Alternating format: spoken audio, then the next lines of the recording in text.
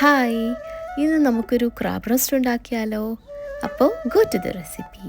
അതിനുവേണ്ടി നമുക്ക് 2 ക്രാബ് എടുത്ത് നന്നായിട്ട് ക്ലീൻ ചെയ്തെടുത്ത് വെക്കാം. അതിനുശേഷം ഒരു ചട്ടി അടുപ്പത്ത് വെച്ച് വെളിച്ചെണ്ണ ഒഴിച്ച് അതിലേക്ക് കടുക്, 2 സവാള അരിഞ്ഞത് ആഡ് ചെയ്ത് കൊടുക്കണം.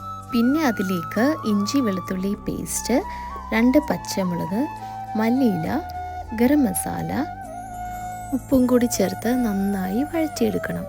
നന്നായി വഴന്നതിന് ശേഷം നമ്മുടെ മസാലപ്പൊടികളായിട്ടുള്ള മഞ്ഞൾപ്പൊടി, മുളക് പൊടി, കുരുമുളക് പൊടി ചേർത്ത് കൊടുത്ത് പച്ചമണം മാറുന്നവരെ ഇളക്കി കൊടുക്കണം.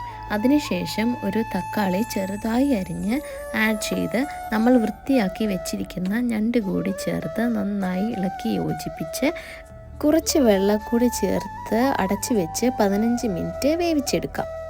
15 മിനിറ്റിന് ശേഷം നമുക്ക് കുറച്ച് തേങ്ങാപ്പാൽ കൂടെ അതിലേക്ക് ആഡ് ചെയ്ത് കൊടുക്കാം. അത് ഓപ്ഷണലാണ്. നല്ല റോസ്റ്റായി കിട്ടാനായിട്ട് കുറച്ച് നേരം തുറന്ന് വെച്ചിട്ട് തിളപ്പിച്ചെടുക്കാം. അങ്ങനെ നമ്മുടെ ക്രാബ് റോസ്റ്റ് ഇവിടെ റെഡിയായി. എല്ലാവരും ഒന്ന് ട്രൈ ചെയ്ത് നോക്കിയിട്ട് ഫീഡ്ബാക്ക് പറയണേ.